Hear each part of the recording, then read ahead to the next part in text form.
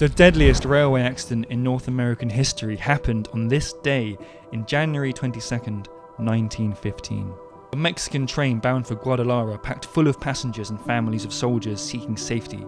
Refugees, people, they were clinging to the roofs and under the carriages. The engineer lost control of the train during a steep descent, and as it sped up faster and faster, people were thrown off. The train broke off the tracks completely, plunging into the canyon below, crushing and killing over 600 people.